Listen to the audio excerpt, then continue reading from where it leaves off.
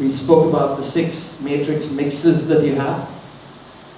So you have 6 matrix mixes and 1 center channel on the 4th layer of these 8 faders. So the center, because your master takes care of your left and right, so if you want to work with a left, center, right configuration, you have a center fader, dedicated center fader for that. So apart from the buses, these faders also take care of your GEQ on fader. I'll tell you what that is. And your DAW control. So your DAW control, you can sync this to any software. Could be Cubase, Pro Tools, whatever you work with, Acid, Nuendo, Ableton. You can use these to trigger MIDI events on those softwares, which is straightforward. This uses the Mackie control protocol and the Huey protocol for Pro Tools, if you're using that. And the GEQ on fader, it lets you use these 8 faders to control an equalizer like you would with an analog EQ. It assigns every fader to a certain band, and it gives you the precision, and you're able to do it really quick at a show. If there's something causing feedback, you know what frequency it is, you just move it down. You don't need to go through all the knobs and buttons and stuff like that. You'll see that when we have the camera on the console, you'll know what I'm talking about.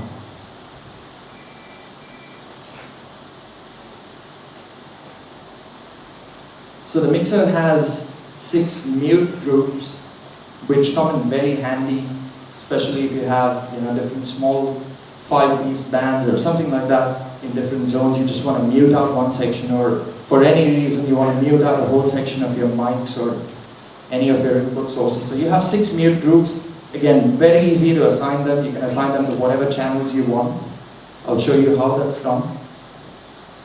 I'll show it to you when we have the camera on the console. And of course, if you have any questions later, just feel free to catch me. We'll talk about it. That's the Assignable Control section, which is on the right side of the mixer. You have 4 knobs and 8 buttons in 3 layers, which gives you 4 3s. What's 4 times 3? One person's listening. Or one person knows how to calculate. So 12 knobs and 24 buttons in all, which let you control anything you want to on the console. You can use it for your pan, your effect send, your depth control, your tap delay, your reverb, room size. You can use it to control any parameters. Scene recall, which has been included here with the latest firmware. It's a very handy thing to have. And I like to mention that at trade shows, a lot of engineers from competitors come over, they take a look at the console. Some other bigger sound engineers come and see this. And sometimes an engineer doesn't have a choice of what mixer to use. An engineer is called for a show saying there's a band, you have to work with what mixer is provided. And a lot of mixers, especially on the lower end, don't give you that sort of flexibility. And where that comes in handy, especially on the effects, it's my favorite way to use these buttons is for the effects. You can use it as a tap delay real time while your band is singing. It's wonderful to have.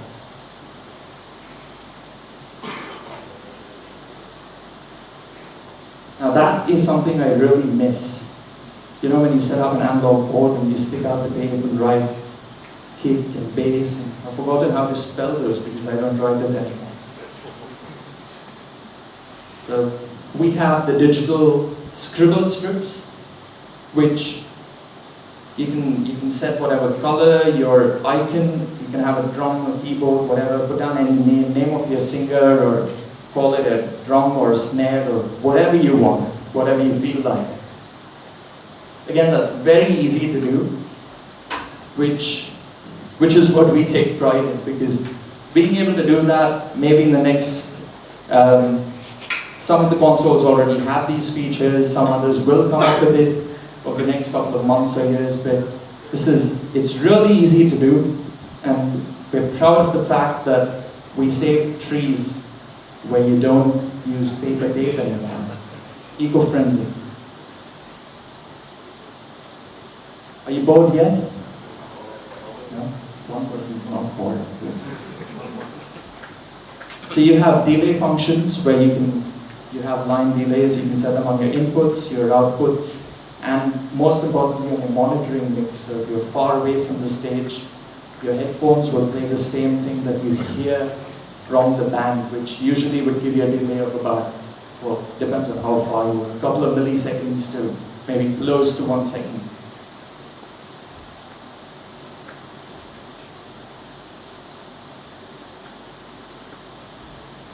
A lot of people ask about effects, and that's another thing I miss. You know, there's a lot of fun in patching this to that and assigning your aux to your effects section, your effects rack. So we do it digitally. And again, a lot of you would say, nothing new, everyone does that. But what we have here are true stereo grade effects, which use similar algorithms to the clock technique processors. Has any of you used clock technique? Have you heard of clock technique? Okay, that's good. So clock technique, again, like Siraj showed you, Midas mixers get used at gigs like AC/DC and Metallica and the biggest of shows. And people of that caliber, for shows as big as that, they rely heavily on clock technique processing. So it could be your compressors, your equalizers, or any sort of processing. So we have similar algorithms running here in the X32. So you're talking true studio grade or performance grade effects.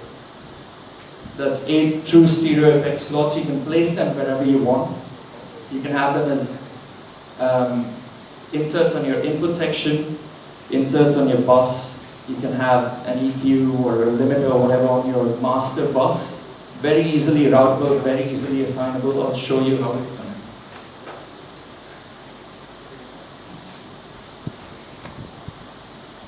So that pretty much covers all of what you might need at any gig, at any sort of an event, any kind of a band.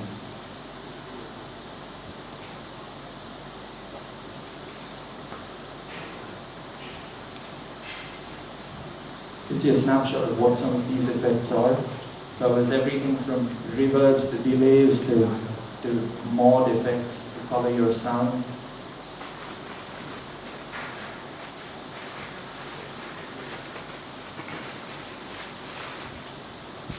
And that's the effects home screen that I spoke about. So, actually, no, I spoke about the channel home screen. So the effect home screen, it's easy to get to wherever you are in the effect. Whichever effect you are on, you press the last button, it takes you back to the effects home. So as you see, we have 8 effect processors running in stereo. You can assign them as mono effects if you like to, so you can have 2 different, instead of both going on the bus 13, you can have it go on the bus 13 and bus 14, and you can assign them wherever you like. And as I said, you can place them on your master fader as inserts, or you can place them on your inputs as inserts. It's very easy to do.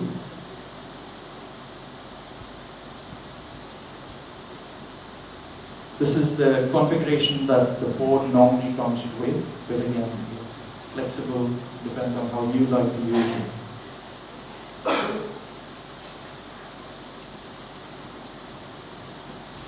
So you have an option of using mono or stereo traffic EQs, and you can control them all using your faders.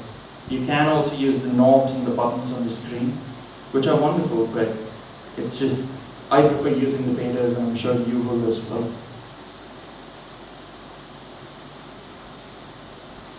We spoke about the total recall at first. So you can store about 100 scenes on the board itself, and with the latest firmware upgrade, you can store them on your USB drive now. So we do not, at the moment the console doesn't have a locking feature. You can't password protect your scenes, but you can always have them with you on a USB drive. So it's yours, no one can mess with it, no one can screw you over the show. Has it happened to anyone before? You set up something wonderfully and then you go take a leak, you go to the restroom, you come back and say, what the? No? It's happened to me, it's not pleasant. So the console at the back That's something you can see, which is right over here. It has a USB and Firewire interface, 32 tracks in and out of your computer. We're almost at the end of the presentation and we get on to the real thing. The stage box, these are some add-ons, and I want to emphasize that they are add-ons. The stage box is not a necessity to run the console. Especially all of you who've been using analog consoles, you can use your old-fashioned snakes, run them from your stage, plug them all in over here. It works beautifully. But this is an add-on, it's a substitute, a digital stage box. It uses the AES-50 protocol, one Cat5 cable running from here all the way to your stage, 16 ins, 8 outs, and it supports the P16 PowerPlay Ultranet protocol, which gives you personal monitoring of 16 channels. And that's the PowerPlay mixer, which lets an artist control or craft his own monitor mix. You can pick a channel, mute a channel, solo, pan, left, right, EQ, volume. Make your mix just the way you like it. Have it in your monitors or your headphones, or have a floor monitor. You can do both. It has a headphone out and a line out. And to end it, it's a simple setup for a front of house system to show you, give you an idea of how they all fit in together, and you patch them up. So you have the console going into the S16, which will have an outgoing into the P16. That what you see there is a distribution box. It lets you plug in eight of the P16 M's. You can see it right here later. And that it transmits power over the Cat5 cable. So you can have 8 P16 M's on stage without power cables. Your artist can plug in a line out directly into that, or in your monitors, whatever you like.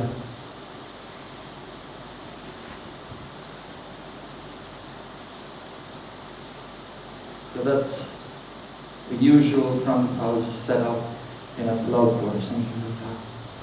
That brings us to the end of the presentation. Thank you.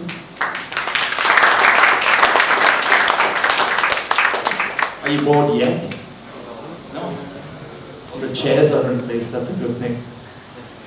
So, do you have any questions right now? Maybe we can have a quick theoretical Q&A, and if you have any questions, if you'd like to address any specific aspects of the mixer, we can talk about it, and then I can show you how things are done if you have any questions. I can't see you because the light is straight on my face, but I know you're there. So, no questions? That's good. Sure? Because I won't take questions later. Then I throw a chair on you. Alright, so we'll get started on the console itself. Could you...